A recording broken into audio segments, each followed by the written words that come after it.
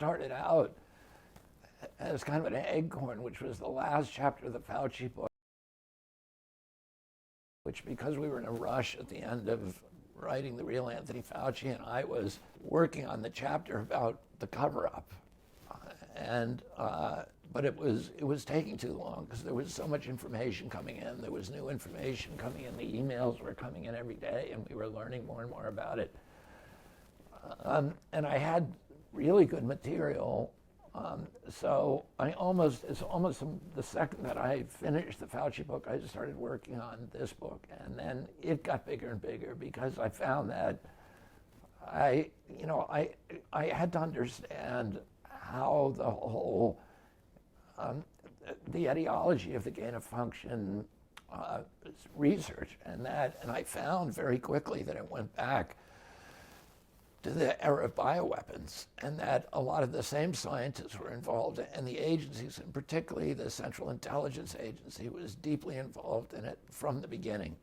And in fact, the first mission of the CIA, when it was started in 1947, was called Operation Paperclip. And Operation Paperclip was an effort to get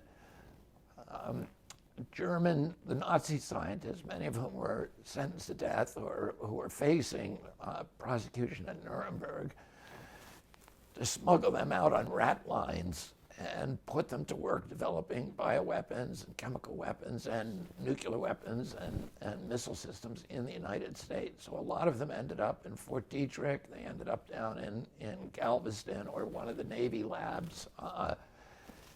And that was the beginning of the United States bioweapons program. And everything, and the US bioweapons program inherited the culture from Germany and from Japan.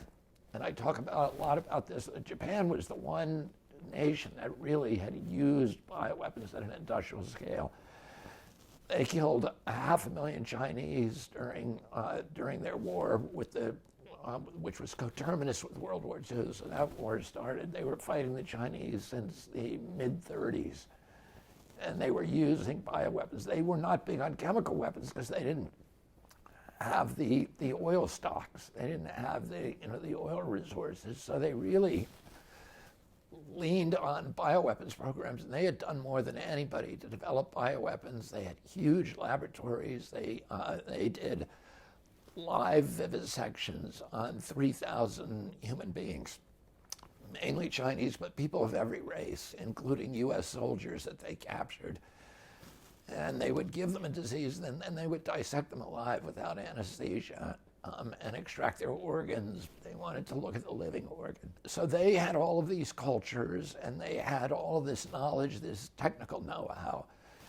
And the intelligence agencies and the military wanted to start to figure it out, to start our own bioweapons program. So they brought those, they exonerated those groups, and they brought them over to the United States. And what I show is that the US bioweapons program, from the beginning, inherited not just the cultures and the techniques, but also the kind of moral bankruptcy of the Nazi and Japanese scientists that was incredibly persistent within that program up until the modern time.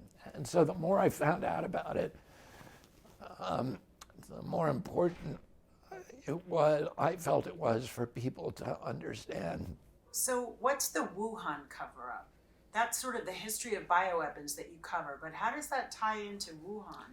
The bioweapons program in our country became very, very big, so that by 1969, it had achieved what they called nuclear equivalence. In other words, we could kill people with bioweapons as effectively as we could with nuclear weapons. It calculated at one point that we could exterminate most of the US population using bioweapons at a cost of about 29 cents per life. And in 1969, President Nixon surprised everybody by unilaterally terminating our bioweapons program. And then he went to Fort Detrick, he made the announcement, and then he pushed through a bioweapons treaty that most of the nations in the world signed to stop all research and to stop all stockpiling and use of bioweapons. And people were shocked with it because it was by then a giant industry, and there were many, many people involved in the intelligence agencies and the military and in private industry, and they were all kind of seething for many years. And then in 2001, the anthrax attacks happened a week after 9/11, and the anthrax attacks led to the very hasty passage of the Patriot Act. The Patriot Act had a passage in it that effectively relaunched a bioweapons arms race. The Patriot Act said we're not revoking the Geneva Protocol or the Bioweapons Treaty, but we are saying that any federal official who participates in bioweapons research cannot be prosecuted under those treaties. So it launched this new bioweapons arms race. Initially, the Pentagon was reluctant to do it openly because, experimenting with bioweapons was a hanging offense under Geneva. So they sent the research over to Anthony Fauci's shop, to NIAID, which became the official. Who sent it over to NIAID? The Pentagon did. Pentagon did. Yeah, the Pentagon sent it over there. And NIAID under Anthony Fauci became the official biodefense agency of the United States government. But how does bioweapons research go into a health agency? Because bioweapons research is always done coterminously with vaccine research. Every offensive bioweapon program requires a vaccine. So vaccines are actually part of offensive bioweapons. You cannot, unlike chemical weapons, with bioweapons, there's always blowback 100% of the time, which means if you infect your enemy, your troops are also going to get infected. And so you cannot launch a bioweapon unless you first have the antidote and you've inoculated all of your group with the antidote, with your side, your civilians, and your soldiers with the antidote, and then you can release it. So anytime you develop a bioweapons, you have to develop a vaccine, and vaccine research was legal under the Bioweapons Treaty, but bioweapons research was not. They were the same thing. If you developed a vaccine, the way that you would develop a vaccine was by saying, well, we're going to take a wild virus and we're going to make it more pathogenic, more virulent, more deadly, and then we're going to develop a vaccine for that. And that's classic gain-of-function research. Why are they doing that? What is the rationale for them doing that? The only real rationale, if you think about it, is to develop bioweapons and then develop a defense to those bioweapons. So that's what they were doing, and Anthony Fauci was given a 68% raise by the military because of these new military responsibilities. He continued to do that to 2014. And that year, 3 of the bugs escaped. In high-profile escapes from 3 different labs in the United States, really deadly bugs escaped or were found in unsafe circumstances. And 300 scientists sent a letter to President Obama asking him to shut down Anthony Fauci's research on gain-of-function, saying that it was highly likely that he would start a global pandemic with this kind of very dangerous research. And President Obama issued a moratorium and shut down 18 of the worst projects by Anthony Fauci, or ordered them shut. In the end, he really didn't shut them. He instead moved the research offshore, where he would be out of the oversight of these troublesome scientists, the 300 scientists, a group that called itself the Cambridge Working Group, and of White House officials. And the major lab offshore that they moved this research, there were other ones too. They moved research to Ukraine, to the former Soviet state of Georgia. But some of the worst research they moved to a Chinese lab that was run by the Chinese military, the Wuhan lab in Wuhan, the Wuhan Institute of Virology in Wuhan, China. So, what's the role of the intelligence agencies now in this bioweapons research? Well, the intelligence agencies were a lot of the bioweapons research that almost certainly created the coronavirus bug, which then escaped, was initiated at the University of North Carolina with a researcher called Dr. Ralph Barrick, and at the Galveston lab, which is run by Anthony Fauci. That research was then taught to the scientists at Wuhan. Ralph Barrick did two things. One is that he developed a technique for taking an RNA virus and turning it into a DNA clone. And a DNA clone is much more stable, which means you can create a lot of them, a critical mass that can infect, that has infection power.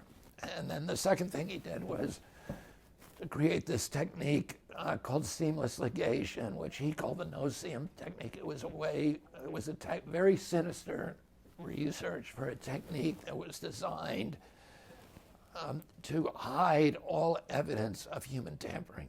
It's the inverse of what you would do if you were actually interested in public health, because in public health, you'd want to paint all of your changes to a virus red so people know, oh, a human did this.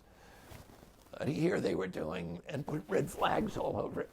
But here they were doing the opposite of that, which is to figure out how to hide the evidence of human tampering. They used this cutting-edge weapons research and they transferred it to China. Given the strategic competition between the United States and China, that seems like a very odd choice of a place to be offshoring bioweapons research. Well, the Chinese were intensely interested in this kind of research because the SARS virus had started over there in China. In 2002, you had the SARS virus, which the Chinese suspected was a US-made bioweapon. And they immediately began putting large amounts of money into developing their own, biodefense program. And so they were putting large amounts of money into building this BSL-4 lab, building a series of them across China, and putting money into that research. At the same time, the U.S., the Pentagon, and the U.S. intelligence agencies were deeply interested in having eyeballs in China. And the U.S. intelligence agencies, particularly the CIA, through USAID, became the biggest funder of bioweapons research at the Wuhan lab. The Pentagon was the second largest funder, and NIH was the third largest funder. And then there were about a dozen other U.S. agencies, including DHS and many, many others that were also contributing to research there. So what's been the impact of this Wuhan cover-up and this ongoing arms race? I mean, the biggest impact that people know about is, of course, the COVID-19 pandemic, which affected an entire generation of American kids that, changed our relationship with our government, changed our relationship with the United States Constitution, reshuffled our foreign policy relationships with countries all over the world. And really ushered in a model for shifting to totalitarian or authoritarian rule from democracy.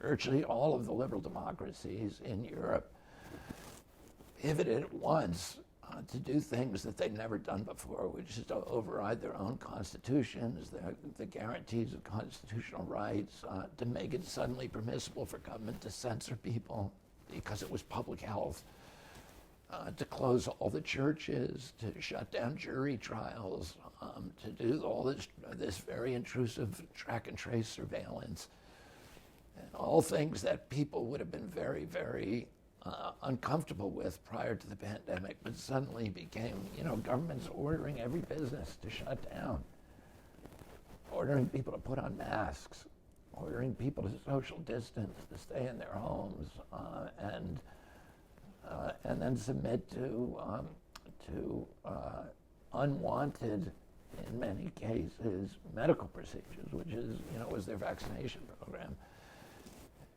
And so we saw that happening all over the world, and I think that is probably the biggest impact so far from the bioweapons program.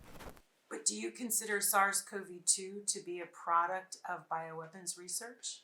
SARS-CoV-2 is certainly the product of bioweapons research. And we have a pretty good idea about when it escaped and how it escaped and the individuals who were infected. One of the individuals who worked under the mastermind of the bioweapons research at the Wuhan lab was Shi Zhengli, who was also known as Batwoman. And her second in command was a scientist called Ben Hu. He was a co-author on a lot of her groundbreaking gain-of-function research, but he published also some of his own.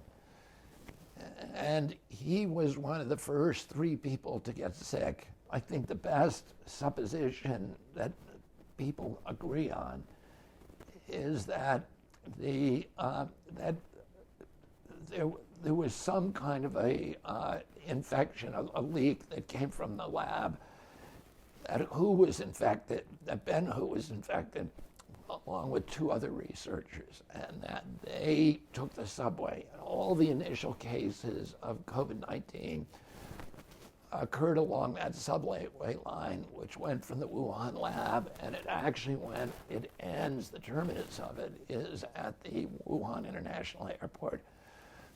It's only a few stops away, to the airport, from which, of course, it spread all across the globe very, very quickly.